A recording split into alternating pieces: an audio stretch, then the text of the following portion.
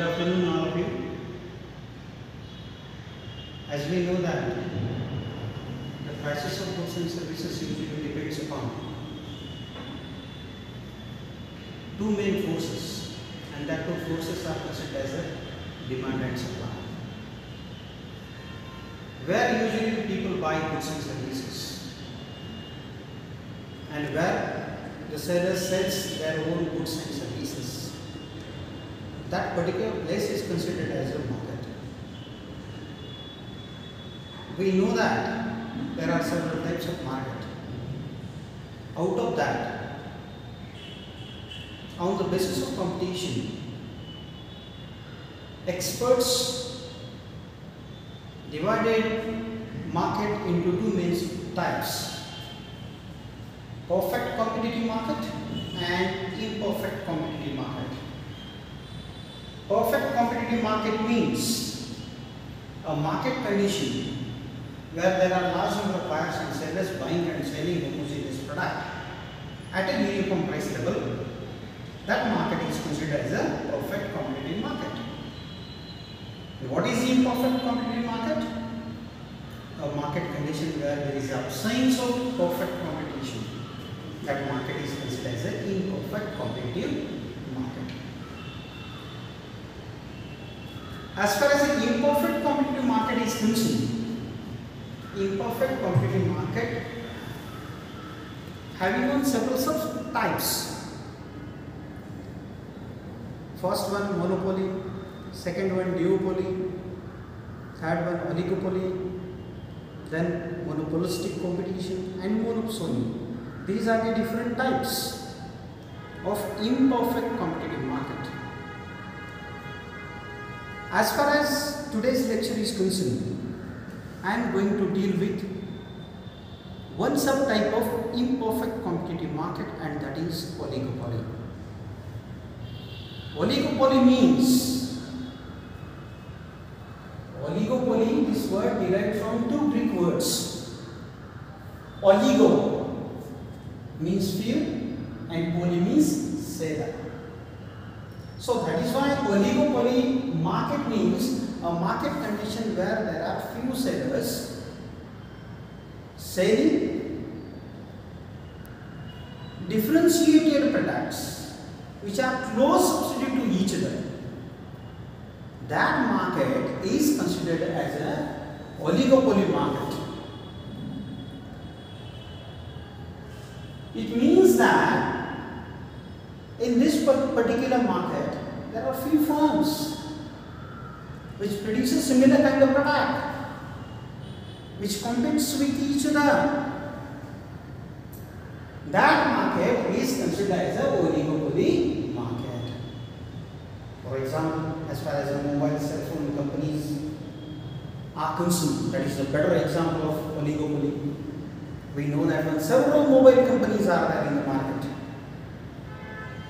Samsung is there, then Apple is there, then Vivo is there, Redmi is there. Number of mobile companies are there. It means countable. We can count that one. That market is better example of oligopoly. Another thing is associates with the oligopoly. It means another example of oligopoly. That is TV manufacturing companies. Few companies are there in the market which produces television. LG, for example, LG, Sony, Samsung, etc. These are the companies. Apart from this, another example we have, that is tire making companies. CA Tire is there. There are different examples of oligopoly market. We should know the different features of oligopoly market. Which market is considered as a oligopoly? On the basis of that particular features, we will be able to identify what is oligopoly. So we can say that are the conditions of that particular market or features of oligopoly. The first feature of oligopoly, that is few firms and few sellers. As we know that oligopoly, this word derived from two words, oligo and poly. Oligo means few. So ultimately we can say that in this market few firms produces a similar kind of product which is not homogeneous, which is not perfect homogeneous, but close substitute to each other. And that is why we can say that in this market there is a huge competition between the firms. They compete with each other. So whatever the number of sellers are there in this market to sell product, why firms produces goods? They want to sell it. Few sellers remains available in the market for selling product. This is very, very important feature of oligopoly market. The second feature, that is interdependence. This is very, very important one. As far as this market is concerned, few firms are there and they are going to produce a similar kind of product or close substitute product or differentiated product. Every firm's objective is to earn maximum profit. And to earn maximum profit, every firm wants to sell more. Because we know that when we sell more, then we will be able to earn more. And that is why every seller tries to sell maximum quantities of their produced amount in the market. And for that purpose, every seller tries to change their price policy, their production policy, their production methodology. If they mix the changes in all these things, automatically that affects on other firms' production, other firms' price level, okay, other firms' entire market, whatever the market captured by the other firms, that ultimately affects on it. So that is why we can say that any change made by a particular firm affects immediately on another firm. So we can say that every firm's decision affects on another firm's entire financial position of the firm, production position of the firm, or pricing policy of the firm. So these things ultimately gives us information regarding how every firms are in this market interdependent on each other. If one firm, for example, अगर एक firm price policy change करती है, कम करती है policy, price कम करती है product का. Suppose, for example, I will give you a better example. Suppose 5 firms are there, X, Y, Z, A and B. These 5 firms are producing close substitute product to each other. For example, X company producing X product, Y company producing Y product, Z company producing Z product, A company producing A product and B company producing B product. These products are close substitute to each other and every company's product's price is 10 rupee, 10 rupee, 10 rupee, 10 rupee, 10 rupee. Okay, this one is the price. And another thing is that as far as these companies sales is concerned, every company is selling 100 units, suppose 100 units, 100 units, 100 units, 100 units. If X company reduces the price from 10 rupee to 5 rupee, very end. What will happen? So these guys, remaining 400 people will definitely migrate towards X company. Automatically Y, Z, A, B's sales declines. And whose sales rises? X company's sales rises due to reduction in price of the product. So that is why we can say that here is interdependence. Any change in the price of one product will definitely affect on the sales of another firms. So automatically we can say that whatever the firms we are having on in this market, they are interdependent. Okay, interdependent with each other. This is very important thing regarding the oligopoly market. Another thing is that advertisement. What is advertisement? Advertisement means promotional activities. Every firm tries to sell more goods. And when they will be able to sell more?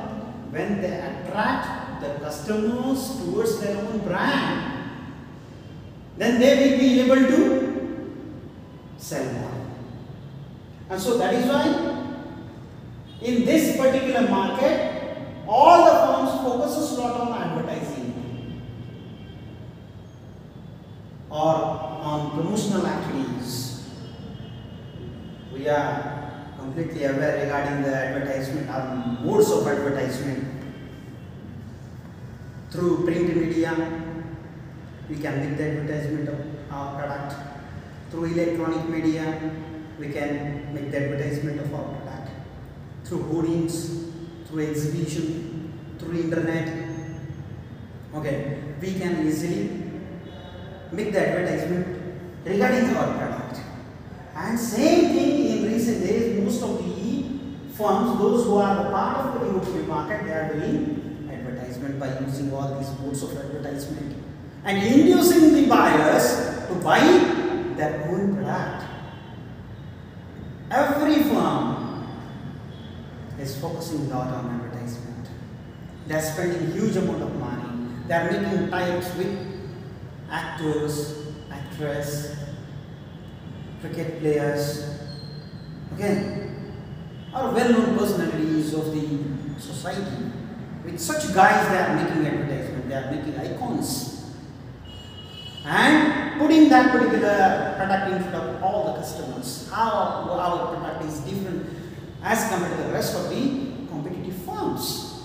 They are inducing the buyers, and we know that attractive advertisement changes the psychology of the customers towards their own brand, and they will be definitely able to sell more. So same thing, all the firms in this market usually do advertisement. This is a very unique feature of oligopoly market. Okay. Another thing is that entry barriers. Fourth feature, this one is also a very important feature. As far as this market is concerned, anybody can easily enter in this market. It means that new firm can easily enter in the market and produces a similar kind of product which the existing firms produces. It means nobody put forward the barriers in front of the newcomers. They welcome the newcomers at times. But sometimes the new firm who is going to get entered in this market faces a little bit barrier. Either it will be political, legal, or social barrier. Sometimes new firm will definitely face the entry barrier in this particular market. Another feature, that is lack of uniformity. Uniformity means whatever the product we are selling, these firms usually sells in this market, that product never remains the same one. and that is considered as a lack of uniformity. Homogeneity.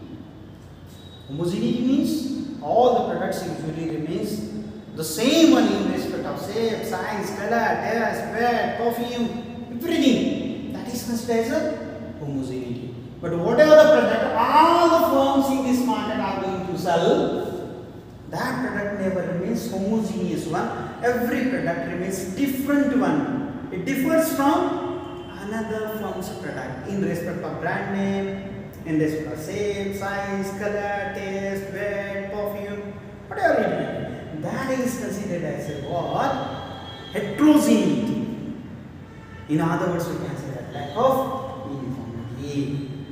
जितने भी products इस market में firms बेच रही हैं, सो जो भी product जो भी फर्म बेचने वाली है, that never remains the same one with the competing firms.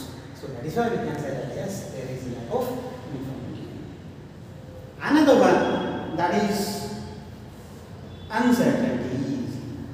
Okay. As far as this market is concerned, already we discussed one thing. And whenever a new firm comes in the market, nobody knows. Whenever the existing firm will exit from the market, nobody knows. Okay, because there is freedom for the newcomers to get entered in the market or to get exit from the market. So that is why sometimes newcomer can easily enter in the market, automatically that will create competition among the existing firms. That is considered as uncertainty. Uncertainty means what will happen in the market, nobody predicts regarding the price policy, regarding the output, regarding the production, okay, regarding availability of firms.